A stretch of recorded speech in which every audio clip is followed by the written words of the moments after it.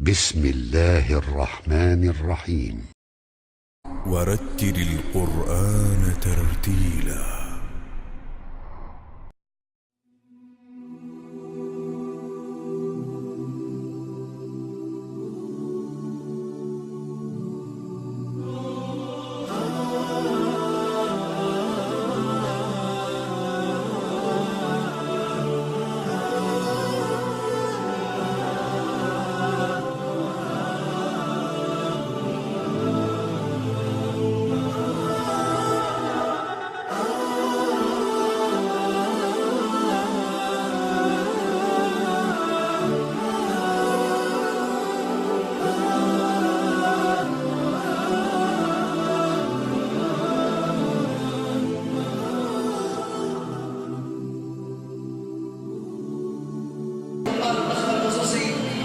أسأل الله العظيم أن ينور له قبره.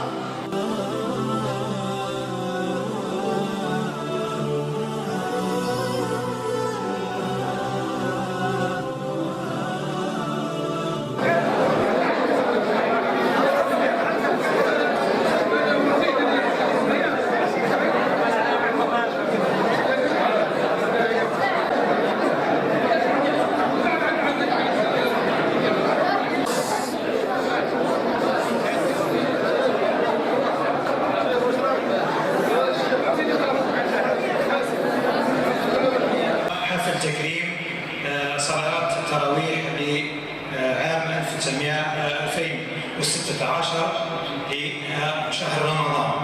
وككل مرة وككل مناسبة في حقيقة الأمر في هذه المجالس دائما وأبدا نفتتح هذا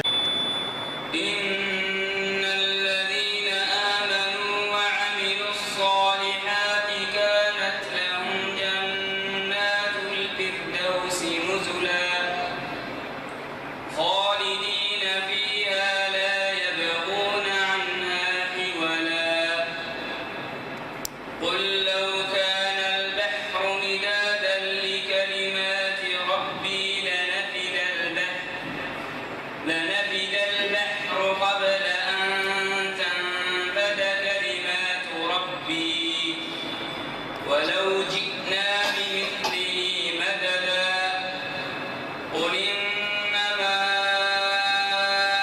أنا بشر مثلكم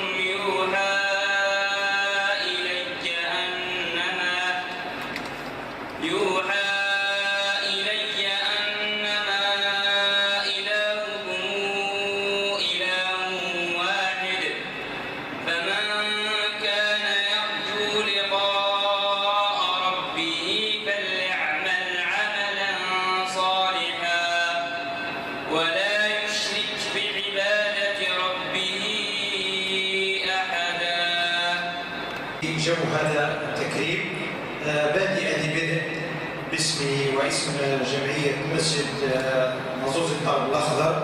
أرحب بضيوفنا الكرام خارج بلدة المرارة، رئيس مجلس الشعب البلدي لبلدية الجامعة وأعضائه المرافقين له وأعضائه المرافقين له، كما لا ننسى الأساتذة والمشايخ، يعني سواء أساتذة الابتدائيات أو المتوسطة أو الأساتذة والمعلمين، بالإضافة كذلك لا ننسى هذه البراعم وهؤلاء الختمة بارك الله فيهم. الآن نحيل الكلمة للسيد رئيس الجمعية، جمعية مسجد الطرب الأخضر المزوزي، عمي عمار، يعطينا كلمة ترحيبية فليتفضل مشكور. احنا اليوم في هذه الليلة المباركة إن شاء الله احنا هذا فرحتين أو ثلاث فرحات. فرحة بأولادنا لنا نختموا القرآن العظيم. النقطة الثانية هو عيد الاستقلال، هي 5 جويلية يتحنى مع عيد الفطر. هذا عيدين مجموعين في نفس الوقت. ماذا نشكر السادة رئيس البلدية نتاع الجامعة لقطع مسافة وجاء وهو أعضاء، والسيد رئيس بلدية المرارة والأعضاء نتاعو، والأخوة عيال البلاد نتاع المرارة والشباب كاملة نشكرهم على تلبية الدعوة. على كل حال احنا عندنا 7 ختم القرآن إن شاء الله باش نكرموهم اليوم إن شاء الله، وعندنا أولاد اللي صلوا بنا التراويح هذو إن شاء الله اللي رانا باش إن شاء الله بإذن الله باش نكرموهم، ومشكورين ومبروك إن شاء الله عيدكم، عيد الاستقلال والتحية الجزائر، والله يعطينا بالهنا والعافية لبلادنا والجزائر كافة، ونشكر مصالح الأمن في كل بلاصة اللي راهم ساهرين على هذا الوطن وعلى الجزائر كاملة، نشكرهم شكرا جزيلا شكر. احنا لو كون ما كانش أمن ما كنوش قاعدين في هذه البلاصة هذا ما نقدروش نقعدوا، بفضل ربي سبحانه وأمنا جيشنا وأمنا أنا قاعدين مرتاحين مطمئن البال. ويقول ربي سبحانه لإيلاف قريش لإيلافهم رحلة الشتاء والصيف فليعبدوا رب هذا البيت الذي أطعمهم من جوع وأمنهم من خوف. احنا الحمد لله رانا شبعانين وأمنين. هذه الفائدة والسلام عليكم. بارك الله فيك بعمار الجمعية، دائما يدخل البهجة والسرور، فهو مشكور شكرا جزيلا. قلنا في جمل الكلمات، الآن نعطي كلمة للسيد رئيس المجلس البلدي الذي المباراة ليتفضل. أولا اسمحوا لي أن أحيي أولا شيخنا الكبير سي بشير برجاني وشيخنا الطاهر حفظهم الله وبارك الله لهما في أعمارهم. وبالمناسبة أيضا أحيي أخي رئيس بلدية الجامعة ومن جاء معه والسادة أعضاء المجلس الشعبي البلدي وكل المشايخ والأساتذة الذين حضروا حفلنا هذا، حفل تخرج أو حفظة القرآن إن صح التعبير. بهذه المناسبة السعيدة التي هي مناسبة عيد الفطر المبارك المتزامن هذه السنة مع عيد الاستقبال، كما قال أخي رئيس الجمعية هم عيدين في عيد واحد. أولا بهذه المناسبة السعيدة بودي أن أتقدم لكم بأحر التهاني والتبريكات، سائل الله عز وجل أن يعيد علينا بالصحة والعافية وكل مسلم أينما كان وأينما وجد. نسأل الله عز وجل العافية لإخواننا كذلك في سوريا وفي اليمن وفي ليبيا وفي كل منطقة عربية ومسلمة. نسأل الله العافية. أيضا أيها الإخوة بودي أن أحيي حفظة القرآن الذين بقوا على العهد ذلك الرجل الصالح ذلك الرجل الطيب رحمه الله عز وجل. نسأل الله عز وجل الرحمة والعافية وأن تدعو له في هذه الليلة المباركة أن يسكنه فسيح جنان الشيخ طالب الأخضر وكل من سار على هديه، من بينهم شيخنا الطاهر الذي يحضر معنا هذه الأمسية وكل الذين بقوا سائرين إلى الطالب علي بارك الله له في مجموعته التي يدرسها وفي هذه المدرسة التي حقيقة تشرفنا كل سنة وترفع من رؤوسنا ولها كل الاحترام ولها كل التقدير، من الطفل الصغير إلى ذلك معلم القرآن إلى الإمام الذي يؤم الناس في هذه المدرسة، دون أن أنسى الذين سهروا طيلة شهر رمضان على بما وبكم الصيام والقيام. ونحمد الله عز وجل على هذه النعم المباركة، نعمة الصيام ونعمة القيام ونعمة القرآن الكريم ونعمة الالتقاء في هذه الأجواء الكريمة. يعني كم شرفني أن أكون بينكم في هذا اللقاء المبارك بهذه الدعوة الكريمة من المدرسة القرآنية. يعني هذا المساحة الصغيرة، لكن فوجئت يعني صليت العشاء في نظرة مخلصة، نظرة طيبة مثل سكان هذه المنطقة. يعني جد فرح يعني بهذا يعني باحتضان كثير من الله.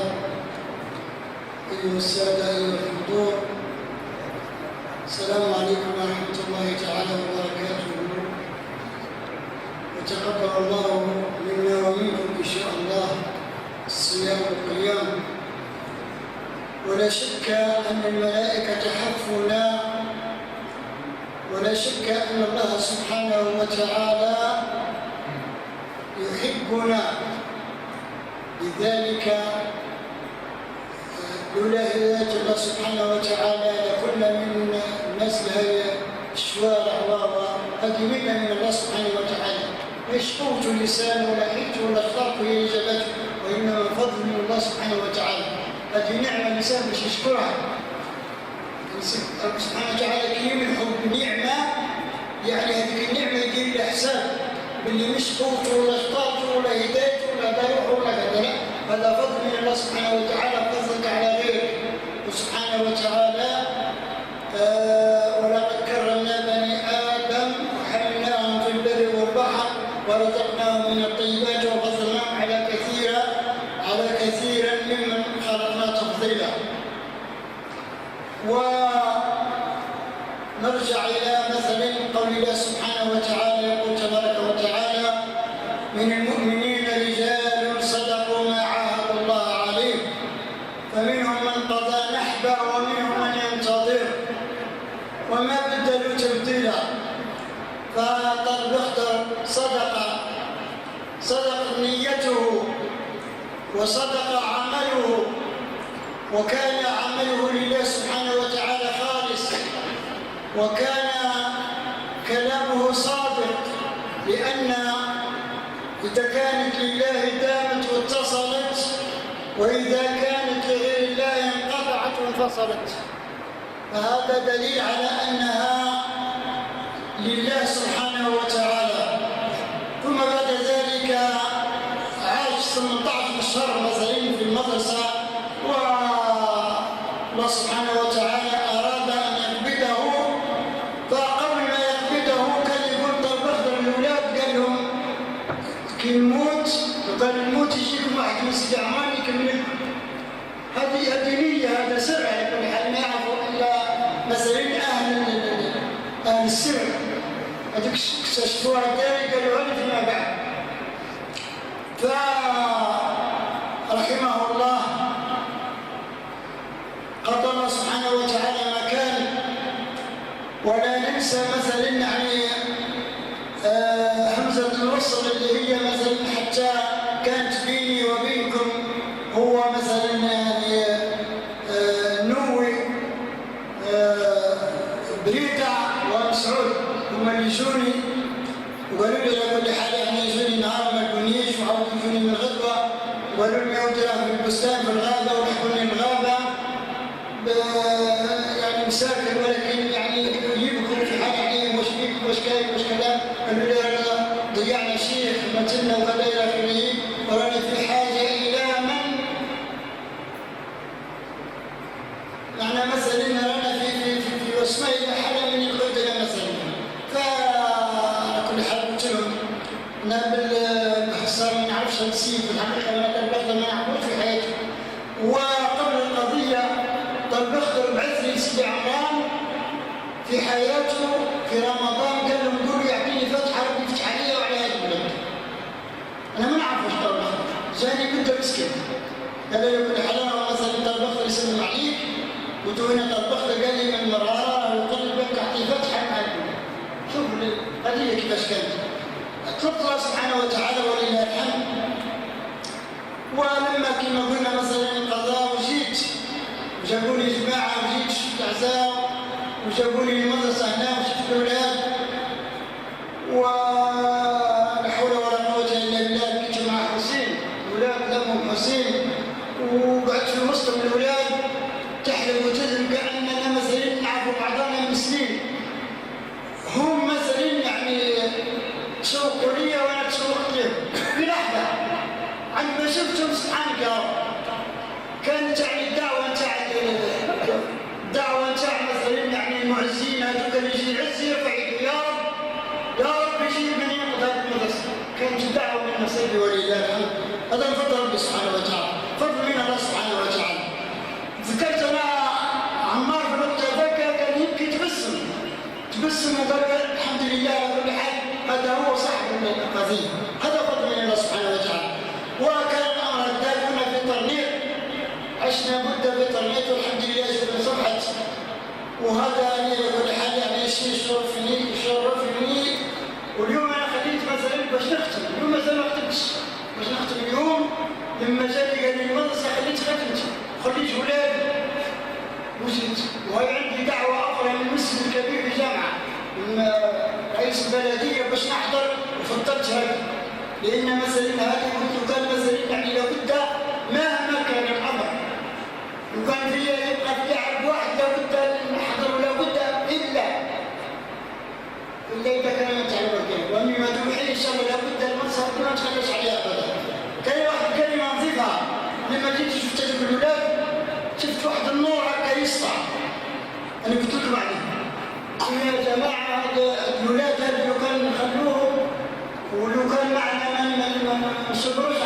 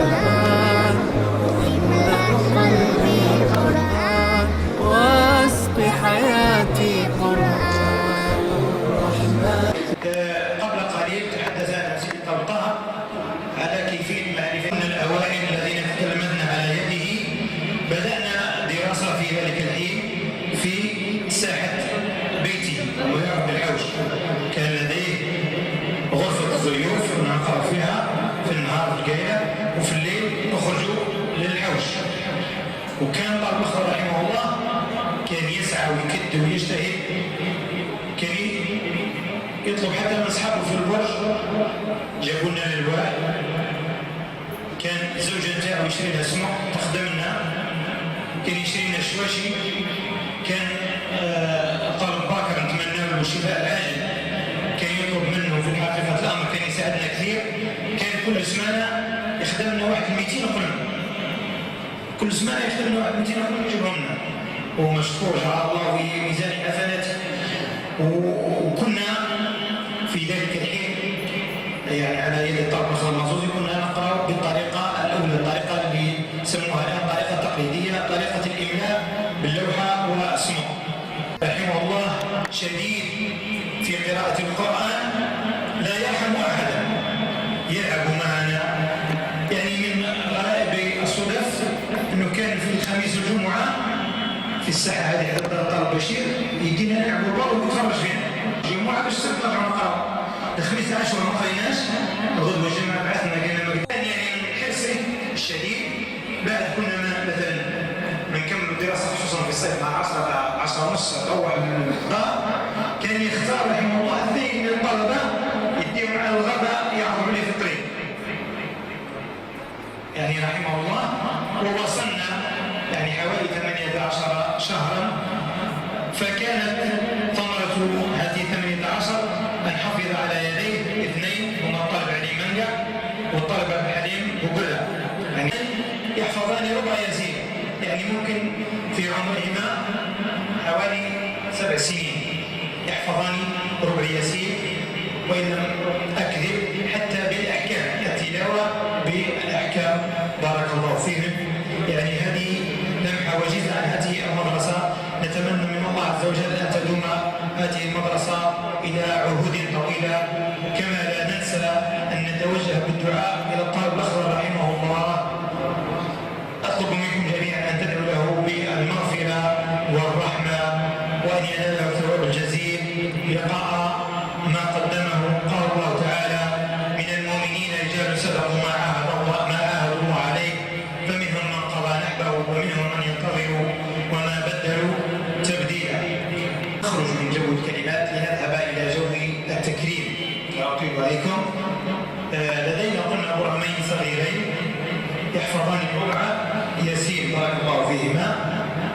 بودي أن أكرمهما منير جاني، يتفضل جده عمي حمد.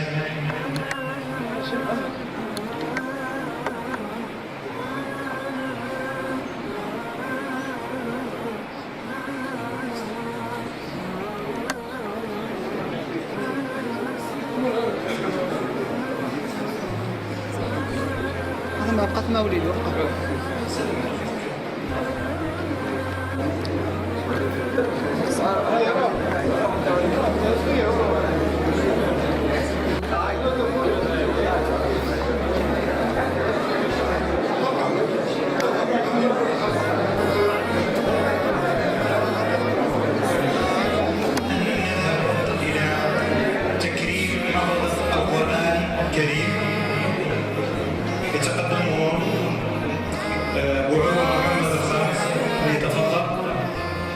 مشكورا.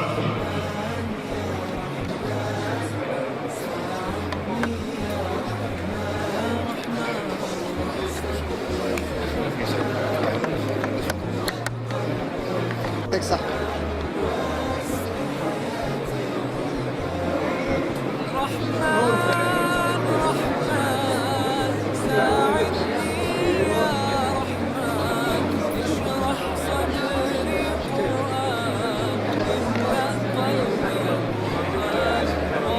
الكريم يعني ولا أحلى من القرآن الكريم، وأنت تجود بخصوص القرآن الكريم لا مناسبة هذه المدرسة اللي كان عليها فضل.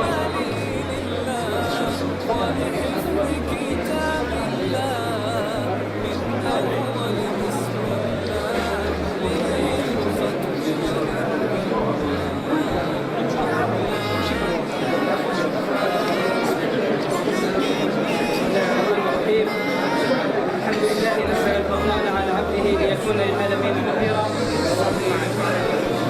الحمد لله علم القرآن خلق الإنسان علمه البيان. أشهد أن لا إله إلا الله وحده لا شريك له، وأشهد أن محمدا عبده ورسوله النبي الأكرم. علم القرآن فكان خير معلم، وصلوات ربي وسلامه عليه وعلى آله وأصحابه أجمعين. أما بعد، مشايخنا الفضلاء، أساتذتنا الأجلاء، زملائنا الطلبة الأعزاء، ضيوفنا الكرام، نحييكم بتحية الإسلام، تحية أهل الجنة، وسلام الله عليكم ورحمته تعالى وبركاته. وبعد، فنحن اليوم بسوء تخرج الدفعة الأولى بحفظ القرآن الكريم على يد فضيلة الشيخ مالك علي حفظه الله ورعاه بمدرسة مزوز الطالب الأخضر القرآنية رحمه الله. وأسماء طلاب هذه الدفعة من كالآتي: مزوزي يونس، بهراوي أيمن، عثماني جموعي، سحراوي عبد النور، وعلو محمد فارس، بهراوي نور الإسلام، بيد عبد الفتاح. أيها الأخ الكريم، ما أجمل اللقاء مع أهل الود والصفاء، ونحن نجتمع في هذه المناسبة المباركة أبث إليكم برسائل قلبية صادقة أصالة عن نفسي ونيابة عن زملاء الطلاب. أما الرسالة الأولى فأسمى آيات الشكر والتقدير نقدمها لمؤسس هذه المدرسة الشيخ مزوز الطالب الأخضر. نسأل الله عز وجل أن يسكنه فسيح جنانه ويرزقه الفردوس الأعلى على ما تركه من شرح عظيم من أجل تعليم القرآن الكريم وحفظه. وها نحن اليوم نجني ما قصر من ثمرة طيبة وبركة جيلا بعد جيل. أما الرسالة الثانية فلمعلمنا الذي علمنا ومعذرة مسبقة منا لمقامه الكريم، فلسنا نوفيه حقه ولو جهدنا، فمن الجاهد في تعليمنا وتربيتنا، فتارة يشجعنا وتارة يعاقبنا وتارة ينصحنا، وهو في كل ذلك يقبل الحب لنا ويطلب الامل المشوق فيه. فتحية منا الى من حبس حاجته بصدره ولم يدق الا بحاجة واحدة، هي ان يتهيأ الجيل المسلم ظلال القرآن. ولأجل هذا يضحي بالغالي والرخيص ويجود بالبسيط والنفيس. تحية إلى خير الأمة، كما شهد النبي الأكرم حين قال عن فضل القارئ والمقرئ: خيركم من تعلم القرآن وعلم. وحاز الخيرية من طرفيها، تعلم وعلم وقرأ فأقرأ. تحية وإجلالا وسلاما لمعلم القرآن شيخنا ومربينا الشيخ ملبث علي حفظه الله ورعاه. أما الرسالة الثالثة والأخيرة لزملاء الطلبة مبارك عليهم هذا الكنز العظيم، فهنيئا لكم حفظ كتاب الله الكريم. هنيئا لكم الأجر العظيم والثواب الجزيل. قال تعالى: وقرآنا قرأناه لتقرأه على الناس على مكث ونزلناه تنزيلا. فما أعظمه من أجر عظيم لمن قرأ كتاب الله وعكف على حفظه، فله بكل حرف 10 حسنات، والله يضاعف لمن يشاء، والله واسع عليم. وفي الختام نتقدم جزيل الشكر لكل من ساهم من قريب أو من بعيد، سواء بجهد مادي أو معنوي، لدعم هذه المدرسة المباركة. والسلام عليكم ورحمة الله تعالى وبركاته. طالب الأخضر كان سبب. لماذا؟ لأن لولاه لما كانت هذه المدرسة. إلى طالب الأخضر الذي كان نموذجا حقيقيا في مدينة المرارة، ماذا تقول لهذا الرجل الذي مهما قلنا عنه لن نستطيع أن نفرحه؟ والله ما أقول في فضيلة هذا الشيخ، ندعو له بالرحمة إن شاء الله، أن لولا نيته الخالصة لما وصلنا إلى هذا التتويج، وأن البذرة الأولى كانت على يده، وبالتالي حتى وصلت إلى شيخنا حفظه الله الشيخ علي حفظه الله.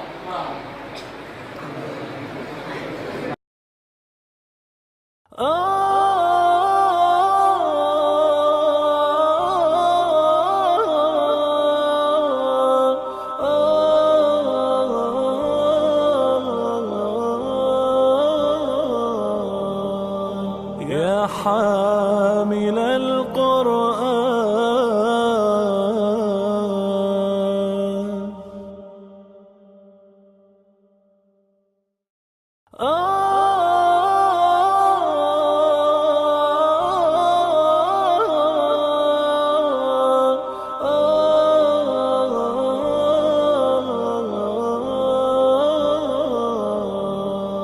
يا حامل القرآن قد خصك الرحمن بالفضل والتيجان والروح والريحان. يا حامل القرآن قد خصك الرحمن بالفضل والتيجان والروح والريحان. يا دائم الترتيل للذكر والتنزيل، بشراك يوم رحيل ستفوز بالغفران. يا قارئ الآيات في الجمع والخلوات، تزهو بك السماوات وتنتشي الأكوان. يا حامل القرآن يا حامل القرآن يا حامل القرآن.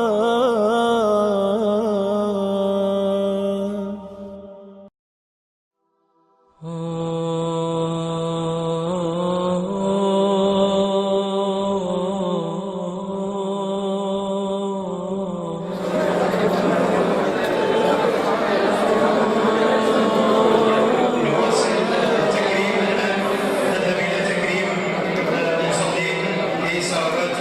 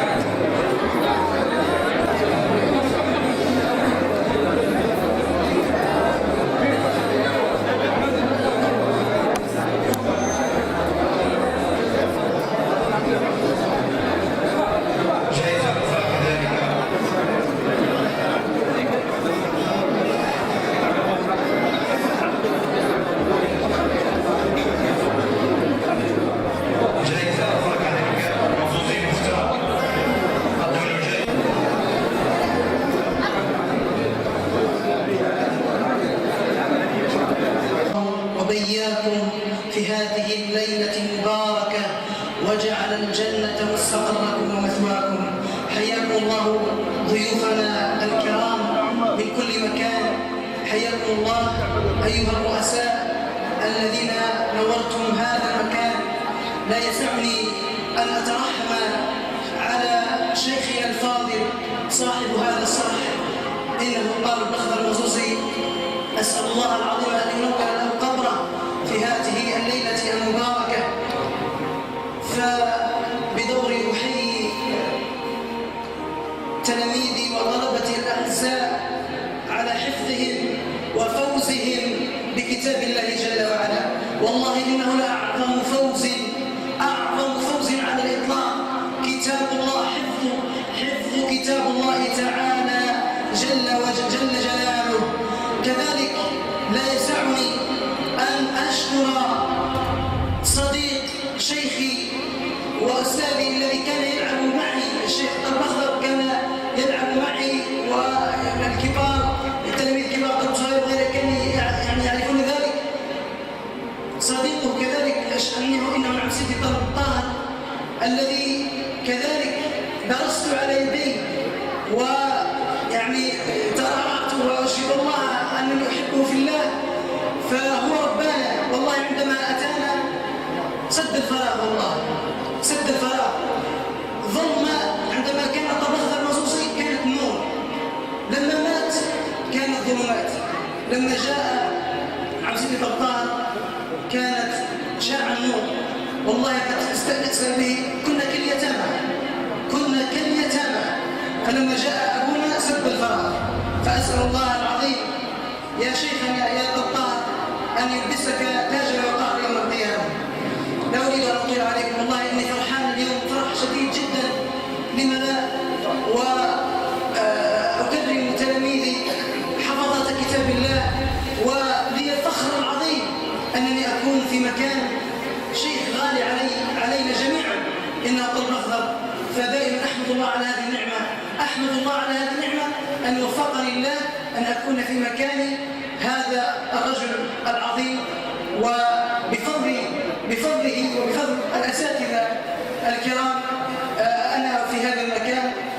وسامحوني على الإطالة، والسلام عليكم ورحمة الله وبركاته.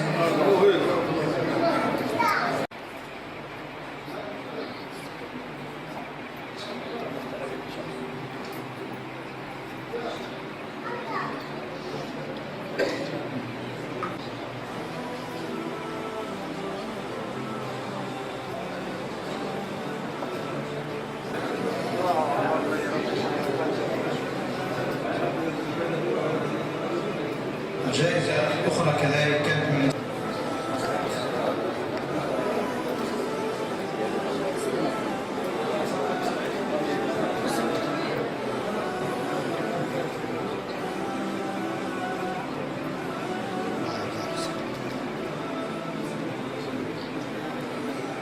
جائزة أخرى كذلك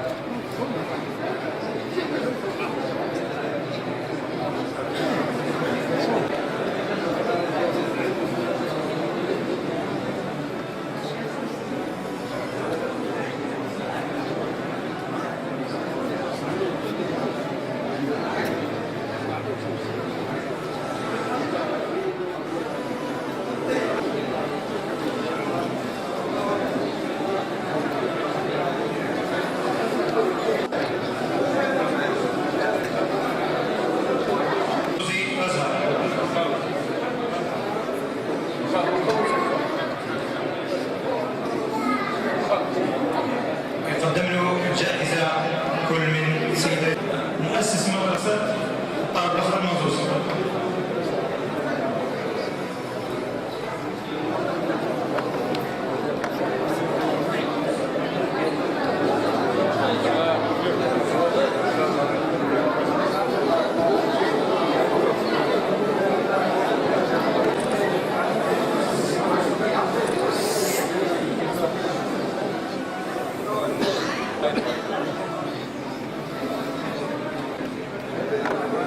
تشوف دقيقة الشيخ بن جائزة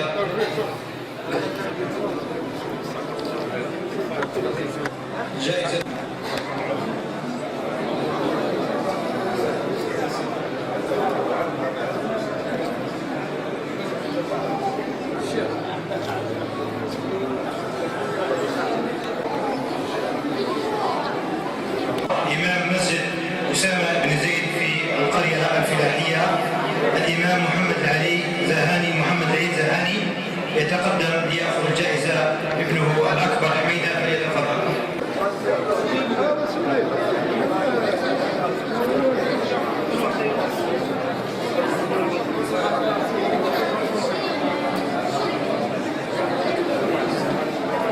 حلقات يعني في الليل حلقة مراجعة القرآن هو الشيخ أبو بكر جاني، نتمنى من الله عز وجل أن يشفيه. يحضر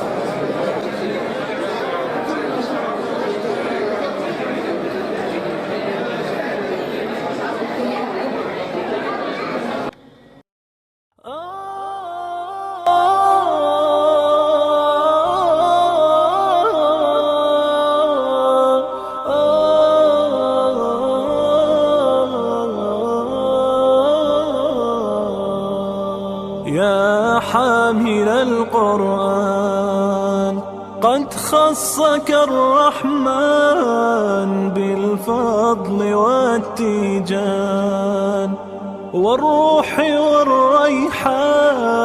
يا حامل القرآن قد خصك الرحمن بالفضل والتيجان والروح والريحان. يا دائم الترتيل للذكر والتنزيل بشراك يوم رحيل ستفوز بالغفران. يا قارئ الآيات في الجمع والخلوات تزهو بك السماوات وتنتشي الأكوان. يا حامل القرآن يا حامل القرآن يا حامل القرآن.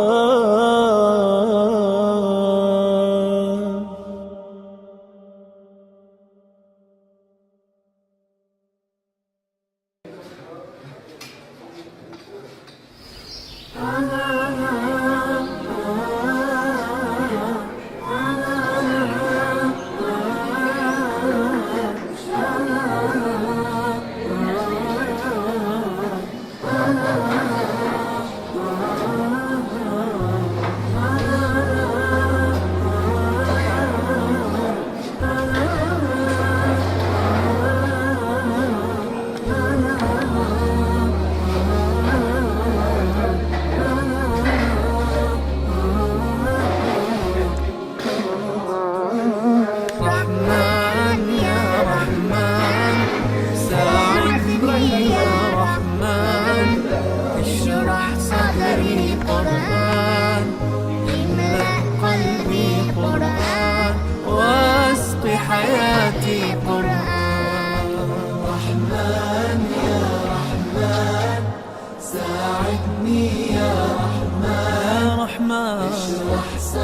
كريم حدثني سي فارس، تفضل.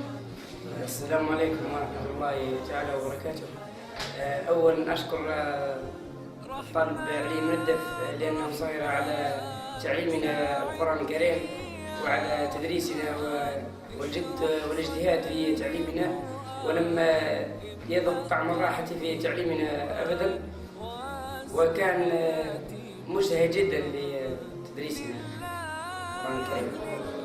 أنت ربما في سنك ما يعرفش طالب الأخضر الله يرحمه، ولكن كان سبب لأن وجدت هذا المدرسة الله يبارك إلى هذا الرجل الذي قدم لنا المرارة وقدم لنا الانتقاء. واش تقول للطالب الأخضر رغم صغر سنك ربما ما تعرفوش يعني، واش تقول؟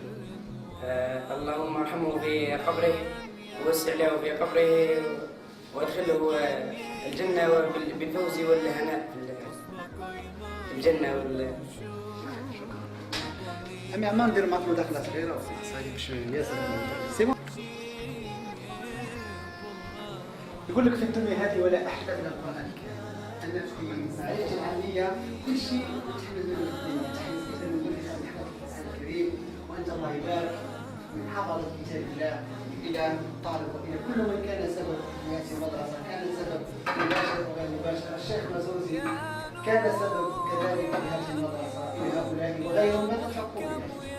بسم الله الرحمن الرحيم، والصلاة والسلام على أشرف المرسلين. نشكر الله عز وجل على توفيقه لحفظنا كتاب الله عز وجل، ونشكر الشيخ علي على اجتهاده وسعيه لتحقيقنا لكتاب الله عز وجل. والله مهما قلنا ومهما شكرناه فلن نستطيع أن نجازيه على اجتهاده من أجل تحقيقنا. نسأل الله العظيم أن يجعلنا من الذين يعملون بالقرآن ومن أهل القرآن. السلام عليكم.